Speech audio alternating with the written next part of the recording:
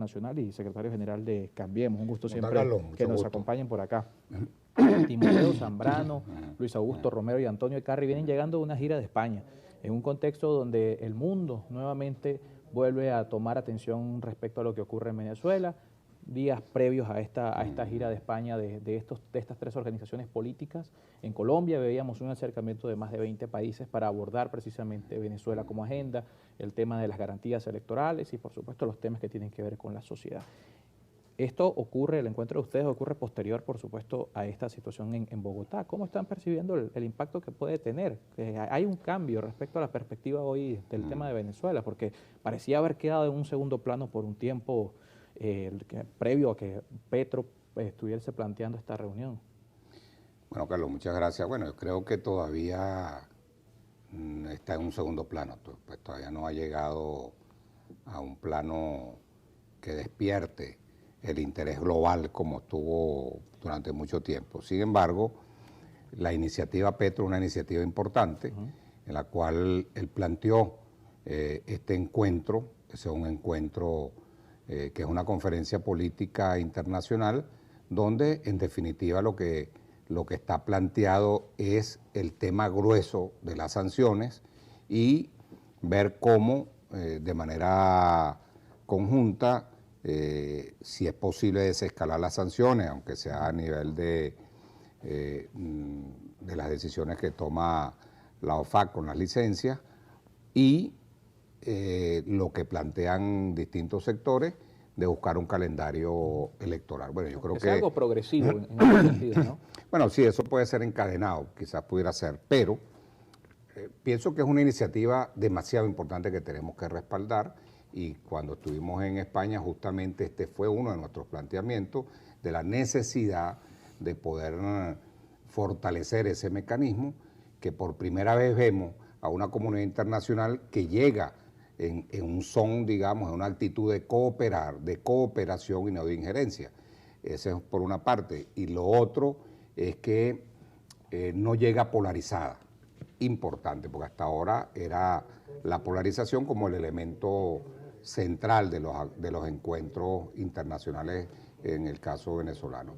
De tal manera que es como una especie de contadora, de una nueva contadora en Venezuela que fue capaz de resolver el grave conflicto de Centroamérica. Bueno, yo creo que estamos en presencia en algo así, que tenemos experiencia y ojalá que avancemos. Ahora, eso ha tenido sus tropiezos antes de iniciar la reunión, el primer encuentro que fue creo que el 25 del mes pasado.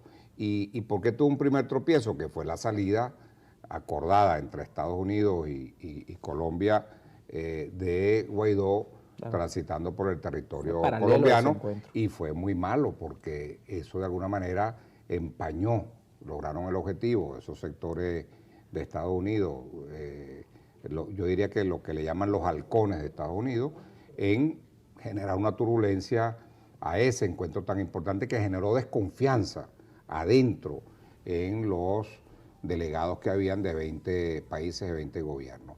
Y luego ahora, ahí con esa licencia que publicó la OFAC, terrible. Nos quitan Citgo, nos lo roban, se lo pasan al extremismo para que el extremismo de la plataforma, que es la plataforma del G4, entre a negociar el Citgo con acreedores internacionales, entre eso con la preferencia a Cristalé, que bueno, es una empresa de maletín, ¿no? O sea, no es una empresa que tenga suficiente fuerza empresarial, ¿no?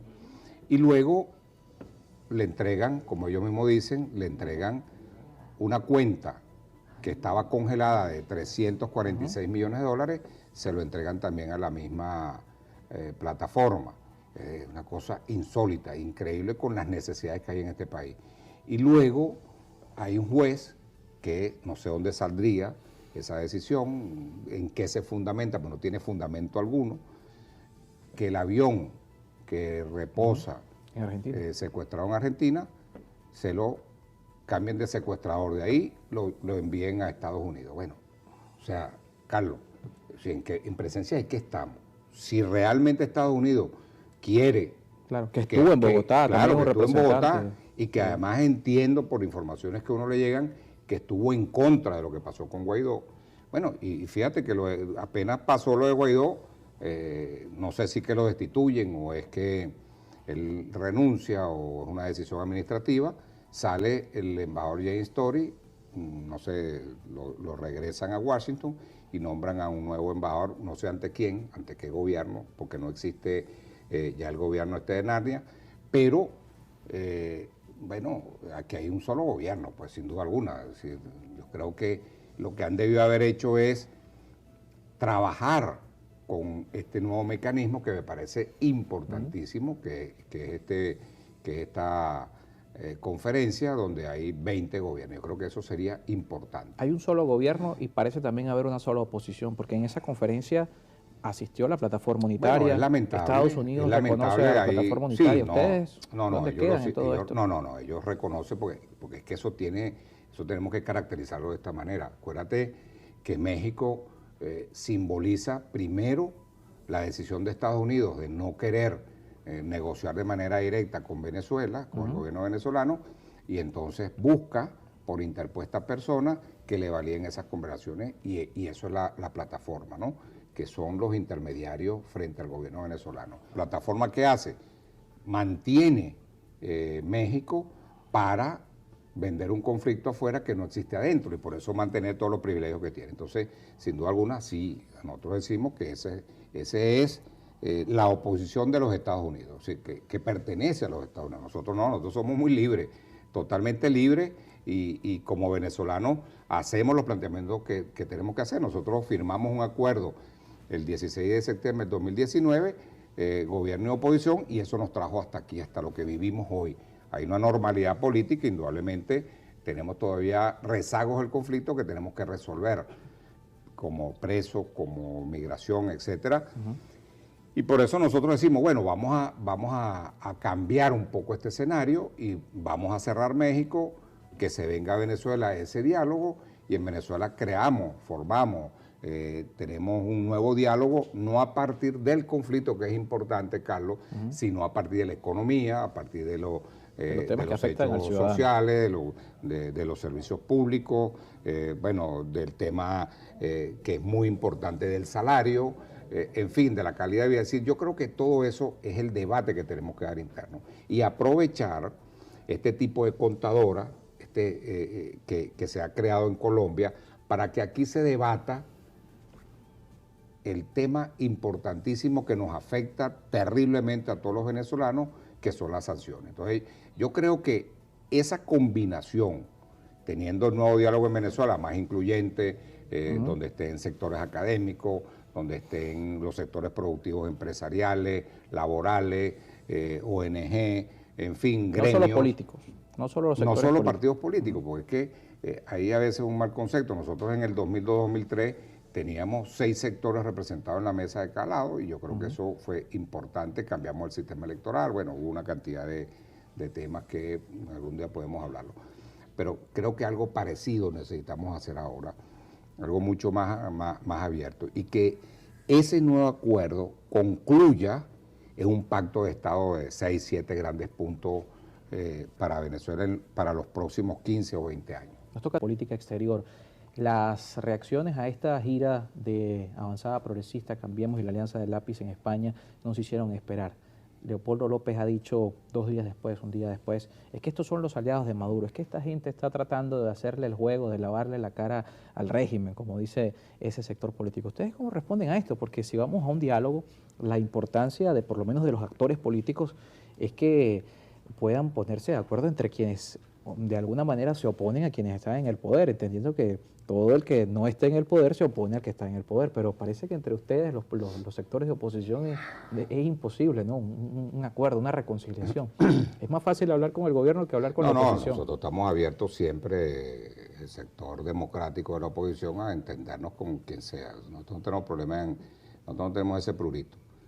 Pero tú sabes que también en ese sector extremista hay muchos desamolados a la cabeza. Vamos a tratar de interpretar lo que quiso decir uno de ellos. Fíjate, ¿qué ha hecho la plataforma hasta hoy? hasta una cantidad de diálogos, ¿no? Con el gobierno. Bueno, diálogo estamos escuchando desde bueno, pero ellos en particular han buscado a los noruegos, han buscado aquí, han buscado allá, se han aliado con Estados Unidos, se han aliado con los europeos y sentados con el gobierno. Y creo que hablan de más con el gobierno, te lo quiero decir, ¿no? Por las informaciones que uno tiene, en exceso diría yo, ¿no? O sea que a veces viene aquí la comunidad internacional y dice, no, es que venimos a tratar que el gobierno se reúna con la oposición. Yo les he dicho, pero si es que se reúnen de más, 2, 3, 4 veces en el día, en la semana. Algo pasa ahí que no logran, ¿no? Pero feeling tienen, porque se reúnen de más, ¿no? Al menos en lo privado. En lo público, en lo privado segurísimo, feeling hay ahí. Lo que pasa es que, claro, el extremismo no tiene libertad, porque están controlados por los Estados Unidos. Ahí no hay libertad, pues ellos no pueden plantear cosas que ellos quisieran garantizar, no pueden.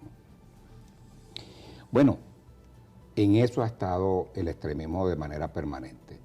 Entonces, ¿qué es eso? Eso sería, entonces yo por eso diría que son colaboracionistas, ¿no? Yo creo, no le voy a faltar respeto a esos colegas de la oposición que tienen la intención, ¿no?, de ver si logra un acuerdo. No, lamentablemente hasta ahora no logra ninguno. Nosotros, ¿qué hemos hecho? Hemos tenido también negociaciones con el gobierno, solo que hemos tenido un acuerdo con ellos, lo tuvimos en el 2019, el 16 de septiembre, que es justamente ese acuerdo que se ha desarrollado hasta el día de hoy. Cambiamos el Consejo Nacional Electoral, el primer cambio que fue en agosto del 2020, tuvimos elecciones parlamentarias el 6 de diciembre del 2020, eso nos permitió anular la dualidad de poder, que fue muy importante, y luego nombramos de nuevo, ya en la nueva asamblea del 2020, un nuevo Consejo Nacional Electoral que es reconocido hoy por todo el mundo, de eso no puede haber ningún cuestionamiento. Reformamos el Tribunal Supremo de Justicia, etcétera, etcétera, etcétera. Es decir, aquí hubo un acuerdo en lo que ha hecho la plataforma hasta ahora, que se reúne N veces, no ha tenido ninguna posibilidad de acuerdo. Es decir, ¿ustedes han logrado más que la plataforma? Bueno, yo creo que sí, y eso permitió que ellos, que han debido haber participado, sido más cuestionados que la plataforma. Bueno, porque el lobby es muy potente, es decir, mucha plata para pagar lobby internacional, pero fíjate, ellos cometieron el error de no participar en las elecciones del 2020, las parlamentarias. ¿Y qué es lo que hacen hasta hoy? Quejarse. No tienen política en esa materia, sino la guerra sucia. Entonces, bueno, eso para nosotros sabemos que es así, vamos a seguir insistiendo. Yo creo que sin duda alguna nunca vamos a participar en dos cosas fundamentales de esa oposición.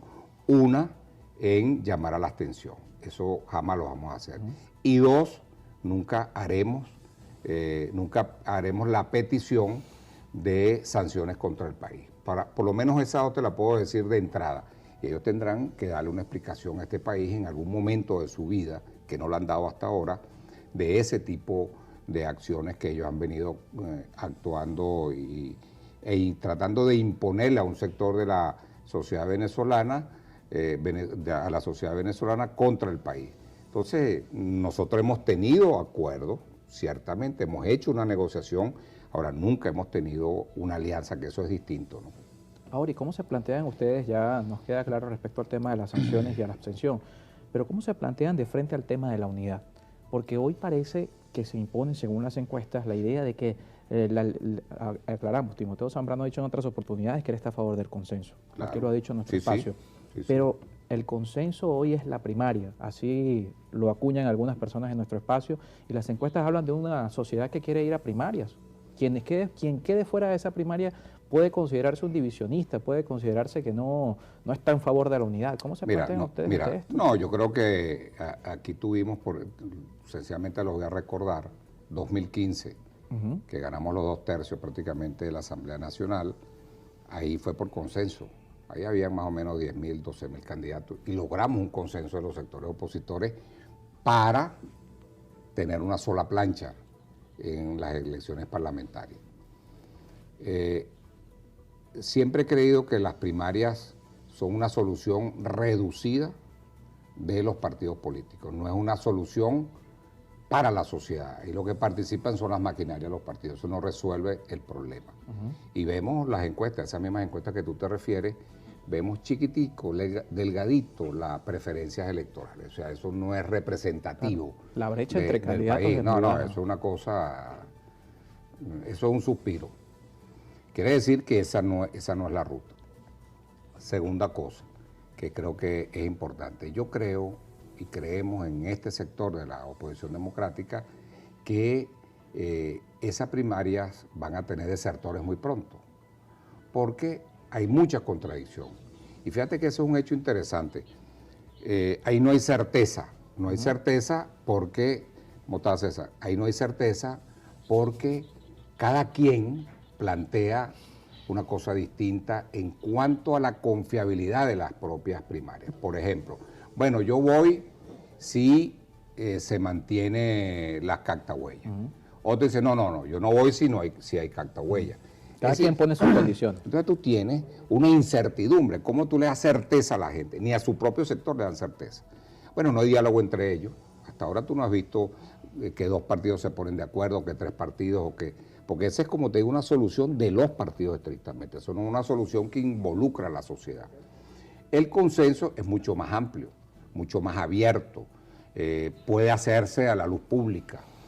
Yo creo que eso es muy importante. Claro, yo creo que al final las primarias va a ser consenso. Oye, lo que te voy a decir. El consenso siempre aquí te lo voy a decir. De cogollos. No, pero es que mira qué cogollo va a hacer esto. Mira, yo creo que al final no va a haber primaria. Al final lo que va a haber es el acuerdo de 3 partidos para tener un candidato. Porque si hay varios que se retiran, como creo que va a ocurrir, los que quedan, ¿qué van a hacer? Claro. Es decir, es lo ideal. Bueno, se ponen de acuerdo y tienen un candidato de 3 partidos, pero no es que van a consultarle a otros sectores de la vida nacional.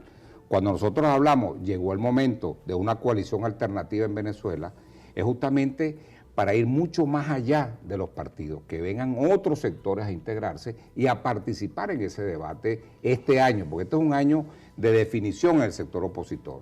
Y el año que viene estaremos en el combate electoral y yo aspiraría que sea muy importante esta nueva coalición, que además abarque a muchísimos sectores y que no sea de vetos. Esta no puede ser una coalición que vete gente, no como ahí las primarias, ahí te vetan. Ahí hay vetos permanentes, ¿no?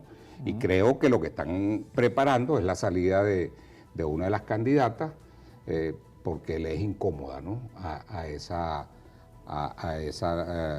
plataforma, ¿no? Entonces, bueno, ahí están unas de las diferencias que yo considero que es importante. Vamos a revisar la participación de la audiencia en redes sociales para despedir ya a nuestro invitado Timoteo Zambrano.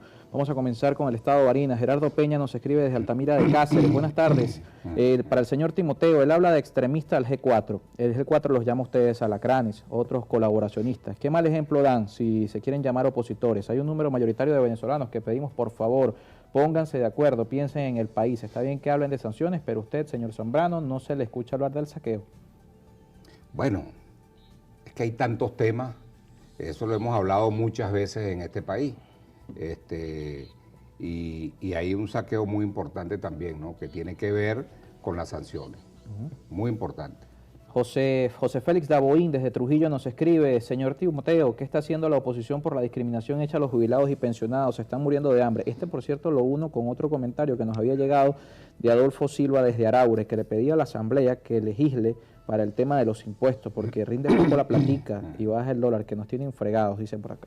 Bueno, cuando nosotros estamos hablando de un nuevo diálogo, que incluya diversos sectores, y que no sea a partir del conflicto, sino a partir de la economía, de las cosas de la gente, de la necesidad del día a día, de resolver temas como el de los jubilados o de resolver temas como del salario, para darte unos ejemplos.